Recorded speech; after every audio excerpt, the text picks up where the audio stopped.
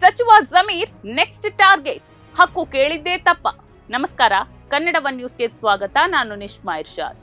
ದಾವಣಗೆರೆ ದಕ್ಷಿಣ ಉಪಚುನಾವಣೆಯ ಮತದಾನ ಪ್ರಕ್ರಿಯೆ ಮುಗಿದಿದ್ರು ಕಾಂಗ್ರೆಸ್ ಪಕ್ಷದ ಆಂತರಿಕ ವಲಯದಲ್ಲಿ ಉಂಟಾಗಿರುವ ರಾಜಕೀಯ ಕಂಪನ ಮಾತ್ರ ಇನ್ನೂ ತಣ್ಣಗಾಗಿಲ್ಲ.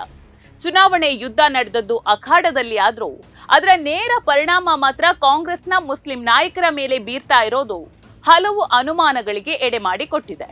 ಚುನಾವಣೆಯ ಬೆನ್ನಲ್ಲೇ ಅಬ್ದುಲ್ ಜಬ್ಬಾರ್ ಅವರ ರಾಜೀನಾಮೆ ಮತ್ತು ಸಿಎಂ ರಾಜಕೀಯ ಕಾರ್ಯದರ್ಶಿ ನಸೀರ್ ಅಹ್ಮದ್ ಅವರನ್ನ ಹುದ್ದೆಯಿಂದ ವಜಾ ಮಾಡಿರೋದು ಸರಣಿ ತಲೆದಂಡದ ಮುನ್ಸೂಚನೆಯಂತೆ ಕಾಣ್ತಾ ಇದೆ.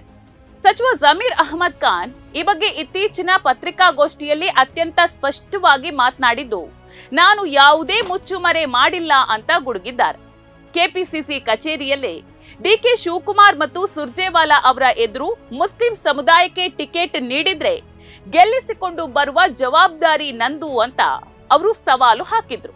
ಒಂದ್ ವೇಳೆ ಸೋತ್ರೆ ಸಚಿವ ಸ್ಥಾನಕ್ಕೆ ರಾಜೀನಾಮೆ ನೀಡ್ತೀನಿ ಅಂತ ಹೇಳುವ ಮೂಲಕ ಸಮುದಾಯದ ಹಕ್ಕಿಗಾಗಿ ಜಮೀರ್ ಧ್ವನಿ ಎತ್ತಿದ್ರು.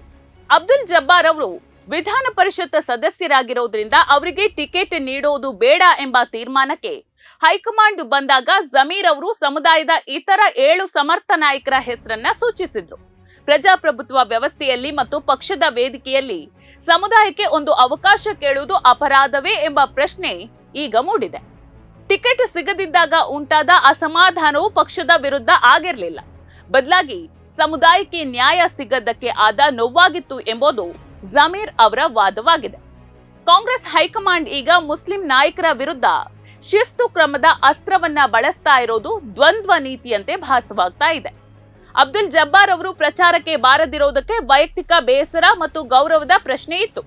ದಾವಣಗೆರೆಯ ಅಭ್ಯರ್ಥಿ ಮಲ್ಲಿಕಾರ್ಜುನ ಅವರು ಜಬ್ಬಾರ್ ಅವರ ಪಕ್ಕದ ಮನೆಗೆ ಬಂದರೂ ಕೂಡ ಈ ಹಿರಿಯ ನಾಯಕನ ಮನೆಗೆ ಹೋಗಿ ಭೇಟಿ ಮಾಡದೇ ಇರೋದು ಒಬ್ಬ ಮುಖಂಡನಿಗೆ ನೀಡಬೇಕಾದ ಕನಿಷ್ಠ ಗೌರವವೇ ಎಂಬ ಪ್ರಶ್ನೆ ಸಮುದಾಯದವರನ್ನ ಕಾಡ್ತಾ ಇತ್ತು.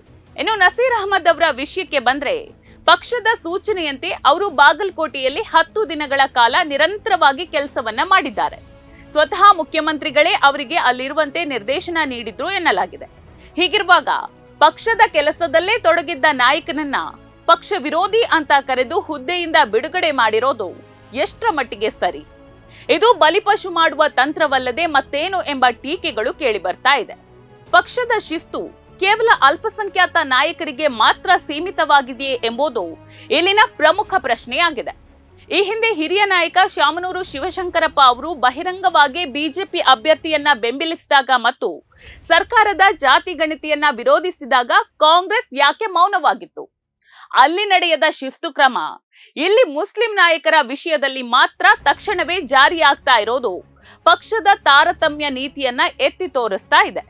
ದಾವಣಗೆರೆಯಲ್ಲಿ ಸೋಲುವ ಭೀತಿ ಎದುರಾದಾಗ ಆ ಸೋಲನ್ನ ಮುಸ್ಲಿಂ ನಾಯಕರ ತಲೆಗೆ ಕಟ್ಟುವ ದೊಡ್ಡ ಪ್ಲಾನ್ ಕೆಲಸ ಮಾಡ್ತಿರುವಂತೆ ಕಾಣ್ತಾ ಇದೆ. ಬಂಡಾಯ ಅಭ್ಯರ್ಥಿ ಸಾದಿಕ್ ಪೈಲ್ವಾನ್ರನ್ನ ಕಣಕ್ಕಿಳಿಸಿದ್ದೇ ಜಮೀರ್ ಅಂತ ಆರೋಪಿಸಲಾಗ್ತಾ ಇದೆ. ಆದ್ರೆ ಜಮೀರ್ ಅವರು ಕೇರಳದಲ್ಲಿ ಸ್ಟಾರ್ ಪ್ರಚಾರಕರಾಗಿ ಹೈಕಮಾಂಡ್ ಸೂಚನೆಯಂತೆ ಕಾರ್ಯವನ್ನ ನಿರ್ವಹಿಸ್ತಾ ಇದ್ರು. ಹೈಕಮಾಂಡ್ ಆಜ್ಞೆ ಪಾಲಿಸುವುದು ಪಕ್ಷ ವಿರೋಧಿ ಚಟುವಟಿಕೆಯಾಗೋದಕ್ಕೆ ಹೇಗೆ ಸಾಧ್ಯ ಅಂತ ಒಮ್ಮೆ ಯೋಚಿಸಿ. ರಾಜ್ಯದಲ್ಲಿ ಮುಸ್ಲಿಂ ನಾಯಕತ್ವ ಗಟ್ಟಿಯಾಗ್ತಾ ಇರೋದನ್ನ ಕಂಡು ಕೆಲ ಪಟ್ಟಭದ್ರ ಹಿತಾಸಕ್ತಿಗಳು ಸಹಿಸ್ತಾ ಇಲ್ವೇ ಎಂಬ ಅನುಮಾನ ವ್ಯಕ್ತವಾಗ್ತಾ ಇದೆ. ಮುಸ್ಲಿಮರನ್ನ ಕೇವಲ ಚುನಾವಣಾ ಸಮಯದ ಮತ ಬ್ಯಾಂಕ್ ಆಗಿ ಬಳಸಿಕೊಂಡು ಅಧಿಕಾರ ಮತ್ತು ಹಕ್ಕುಗಳನ್ನ ಹಂಚುವ ಸಮಯದಲ್ಲಿ ಅವರನ್ನ ಮೂಲೆ ಗುಂಪು ಮಾಡೋದು ಕಾಂಗ್ರೆಸ್ನ ಹಳೆಯ ಪದ್ಧತಿಯೇ ಎಂಬ ಚರ್ಚೆಗಳು ಆರಂಭವಾಗಿದೆ. ಇದರಿಂದಾಗಿ ಬಿಜೆಪಿ ಮತ್ತು ಕಾಂಗ್ರೆಸ್ ನಡುವಿನ ವ್ಯತ್ಯಾಸವೇನು ಎಂಬ ಆತಂಕ ಸಮುದಾಯದಲ್ಲಿ ಮನೆ ಮಾಡಿದೆ. ಈ ಸರಣಿ ಕ್ರಮಗಳು ಅಥವಾ ತಲೆದಂಡಗಳು ಮುಂಬರುವ ದಿನಗಳಲ್ಲಿ ಕಾಂಗ್ರೆಸ್ ಪಕ್ಷಕ್ಕೆ ಭಾರೀ ಒಂದು ಹೊಡೆತವನ್ನ ನೀಡುವ ಸಾಧ್ಯತೆ ಇದೆ. ಹಿರಿಯ ನಾಯಕರನ್ನ ನಡೆಸಿಕೊಳ್ತಾ ಇರುವ ರೀತಿಯಿಂದಾಗಿ ಈಗಾಗಲೇ ರಾಜ್ಯದ ಮುಸ್ಲಿಂ ಸಮುದಾಯದಲ್ಲಿ ಆಕ್ರೋಶದ ಕಿಚ್ಚು ಹೊತ್ತಿದೆ. ಸಮುದಾಯದ ನಾಯಕರನ್ನ ಅವಮಾನಿಸೋದು ಒಟ್ಟಾರೆಯಾಗಿ ಸಮುದಾಯಕ್ಕೆ ಮಾಡಿದ ಅಪಮಾನ ಅಂತ ಮತದಾರರು ಪರಿಗಣಿಸ್ತಾ ಇದ್ದಾರೆ. ಇದು ಪಕ್ಷದ ಬುನಾದಿಗೆ ಪೆಟ್ಟು ನೀಡಬಹುದು. ದಾವಣಗೆರೆ ದಕ್ಷಿಣ ಉಪಚುನಾವಣೆಯ ಬೆನ್ನಲ್ಲೇ ಕಾಂಗ್ರೆಸ್ನಲ್ಲಿ ಆರಂಭವಾಗಿರುವ ಶಿಸ್ತು ಕ್ರಮಗಳ ಕುರಿತು ಕೆಪಿಸಿಸಿ ಅಧ್ಯಕ್ಷ ಡಿಕೆ ಶಿವಕುಮಾರ್ ಕೂಡ ಪ್ರತಿಕ್ರಿಯೆ ನೀಡಿದ್ದಾರೆ. ಮುಖ್ಯಮಂತ್ರಿಯವರ ರಾಜಕೀಯ ಕಾರ್ಯದರ್ಶಿ ಸ್ಥಾನದಿಂದ ನಸೀರ್ ಅಹ್ಮದ್ ಅವರನ್ನ ವಜಾಗೊಳಿಸಿರುವುದನ್ನ ಸಮರ್ಥಿಸಿಕೊಂಡ ಅವರು, ಪಕ್ಷದಲ್ಲಿ ಶಿಸ್ತು ಎಂಬುದು ಅತ್ಯಂತ ಪ್ರಮುಖವಾಗಿದ್ದು ಜವಾಬ್ದಾರಿ ಹೊತ್ತವರು ಅದನ್ನ ಸರಿಯಾಗಿ ನಿಭಾಯಿಸಬೇಕು ಅಂತ ಎಚ್ಚರಿಸಿದ್ದಾರೆ. ನಸೀರ್ ಅಹಮದ್ ಅವರಿಗೆ ರಾಜೀನಾಮೆ ನೀಡಲು ಸೂಚಿಸಿದ್ರು ಕೂಡ ಅವರು ನೀಡದ ಕಾರಣ ಸರ್ಕಾರ ಈ ಕ್ರಮವನ್ನ ಕೈಗೊಂಡಿದೆ ಅಂತ ಅವರು ಸ್ಪಷ್ಟನೆಯನ್ನ ನೀಡಿದ್ದಾರೆ. ಈ ಕುರಿತು ಈಗಾಗಲೇ ಕೆಲವು ವರದಿಗಳು ಬಂದಿದ್ದು ಪೂರ್ಣ ಪ್ರಮಾಣದ ಅಂತಿಮ ವರದಿಗಾಗಿ ಕಾಯ್ತಾ ಇರೋದಾಗಿಯೂ ತಿಳಿಸಿದ್ದಾರೆ. ಇನ್ನು ಇದೇ ವೇಳೆ ಸಚಿವ ಜಮೀರ್ ಅಹಮದ್ ಖಾನ್ ಅವರ ವಿರುದ್ಧವೂ ಕ್ರಮ ಕೈಗೊಳ್ಳಲಾಗ್ತಿದೆಯೇ ಎಂಬ ಪ್ರಶ್ನೆಗೆ ನನಗೆ ಆ ಬಗ್ಗೆ ಮಾಹಿತಿ ಇಲ್ಲ ಅಂತ ಹೇಳುವ ಮೂಲಕ ಮುಂದಿನ ದಿನಗಳಲ್ಲಿ ಪಕ್ಷದಲ್ಲಿ ಮತ್ತಷ್ಟು ರಾಜಕೀಯ ಬದಲಾವಣೆಗಳಾಗುವ ಮುನ್ಸೂಚನೆಯನ್ನ ನೀಡಿದ್ದಾರೆ. ಜಮೀರ್ ಅಹಮದ್ ಖಾನ್ ಅವರಂತಹ ಜನ ಬೆಂಬಲವಿರುವ ನಾಯಕರನ್ನ ಗುರಿಯಾಗಿಸಿರುವುದು ಅಥವಾ ತುಳಿಯಲು ಯತ್ನಿಸ್ತಾ ಇರೋದು 2028ರ ಚುನಾವಣೆಯಲ್ಲಿ ಕಾಂಗ್ರೆಸ್ಗೆ ಒಂದು ದೊಡ್ಡ ಮಟ್ಟದ ಹಿನ್ನಡೆ ತರಬಹುದು. ಶಿಸ್ತು ಕ್ರಮ ಅನ್ನೋದು ಕೇವಲ ಒಂದು ವರ್ಗಕ್ಕೆ ಸೀಮಿತವಾಗದೆ ಎಲ್ಲರಿಗೂ ಸಮಾನವಾಗಿರಬೇಕು.